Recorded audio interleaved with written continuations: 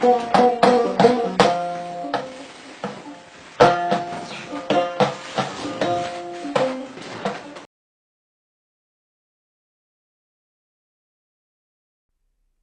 un immense plaisir pour moi de prendre la parole au sein de cette auguste assemblée pour présenter, au nom du Niger, les préoccupations qui sont les nôtres en termes de contribution à la paix et à la stabilité pour notre cher continent, l'Afrique. Depuis plusieurs années, le Niger, à l'instar des autres pays de la sous-région, est confronté à un environnement sécuritaire toujours préoccupant résultant d'une part de sa position géographique au sein de la région du Sahel central. D'autre part, les effets du changement climatique et des vulnérabilités liées à l'insécurité alimentaire nutritionnelle, ce qui n'est pas sans conséquences néfastes sur tous les efforts de développement socio-économique. Le thème de cette rencontre, à savoir l'Afrique, l'espoir pour horizon, la miséricorde divine comme chemin, nous renvoie directement aux potentialités assez diverses et variées de ce vaste continent. Oui, l'espoir pour horizon, l'Afrique peut faire de cela un slogan, car berceau de l'humanité, carrefour des civilisations, ce vaste continent renferme d'énormes ressources qui, exploitées dans les conditions optimales, seront à même de le sortir de la précarité dans laquelle on est plongé à dessein certaines puissances avec malheureusement la complicité de certains de nos frères. Oui, cet espoir au Niger est incarné depuis le 26 juillet 2023 par un processus de refondation amorcé sous l'impulsion des hautes autorités du pays, sous la conduite éclairée du général d'armée Abdrahmane Tchani, président de la République, chef de l'État, et le Premier ministre Ali Mohamed Lamine Zen, qui, à travers une prise de conscience généralisée, permettra aux Nigériens de se prendre en charge et assurer le développement du pays par la mobilisation des énormes potentialités socio-économiques. Chaque jour, l'espoir d'un lendemain meilleur se dessine à travers les différents actes posés, nous approchant davantage vers une souveraineté certaine. Oui, cet espoir est incarné autour de la Confédération des États du Sahel, AES, où le Niger réaffirme son appartenance à un continent de liberté, riche et dominant avec le Burkina Faso et le Mali. Mesdames, Messieurs, chers participants, l'Afrique, l'espoir pour horizon, la miséricorde divine comme chemin, résonne comme un son de cloche, un appel au sursaut et à la rédemption, tant et que les espoirs que nous sommes porteurs sont divers et variés. L'Afrique regorge beaucoup de potentialités, des potentialités immenses, moteurs d'une croissance future, portée par une population jeune, des ressources naturelles inexploitées et une riche biodiversité.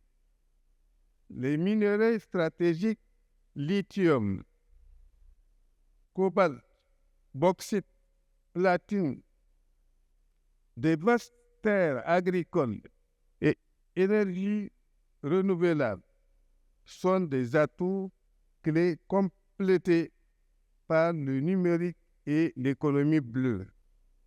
Les perspectives sont favorables au regard des ressources dont dispose le continent qui représente par lui un critère d'accélération de sa croissance.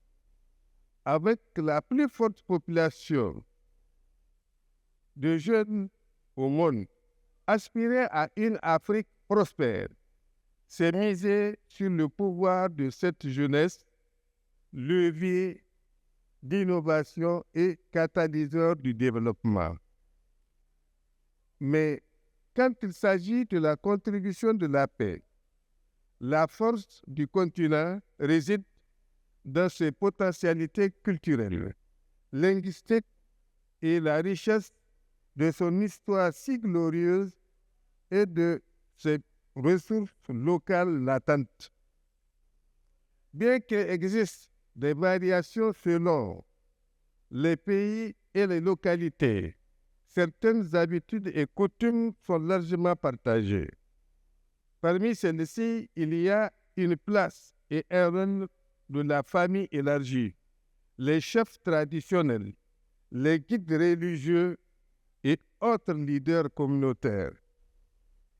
Ils guident et soutiennent les individus, en particulier les jeunes, dans leur processus de socialisation et intégration, ainsi que dans les situations d'extrémisme violent et la radicalisation. La solidarité familiale est l'une des valeurs cardinales des sociétés africaines traditionnelles. Chaque individu est tenu de préserver, de renforcer et d'aider les liens entre les membres de la famille élargie. Les groupes d'âge constituent une autre structure d'intégration. Ils sont considérés comme une sorte de deuxième famille et unissent fortement leurs membres. Aussi, en raison de l'influence que les autorités religieuses exercent dans la société traditionnelle, elles sont considérées comme des leaders, des conseillers très écoutés et très respectés. Mesdames, Messieurs, chers participants, permettez-moi de réaffirmer que l'un des points de vue symboliques, l'éducation joue un rôle majeur dans la consolidation de la paix et de la cohésion sociale en Afrique, car c'est un secteur résolument tourné vers l'avenir et vers l'espoir. Ce sont l'éducation et l'école qui permettent d'accéder aux opportunités, d'accéder au savoir, à la réduction des inégalités de naissance ou entre les genres et de véritablement bâtir la paix. L'une des meilleures sources d'inspiration, c'est bien l'école et la miséricorde divine. L'Afrique est bénie, loin d'être une source de division. Sa diversité religieuse constitue un facteur de cohésion sociale. Selon les zones et les groupes ethniques, l'on observe sans trop de passion des adeptes s'adonner librement à l'exercice de leur culte et à l'épanouissement de leur communauté. Pour cela, nous devons contribuer chacun selon son domaine, son rang social, à la promotion du dialogue interreligieux, la surveillance des contenus médiatiques à caractère religieux, la prévention du discours et dérives extrémistes et la préservation de la coexistence pacifique entre religions dans nos pays respectifs.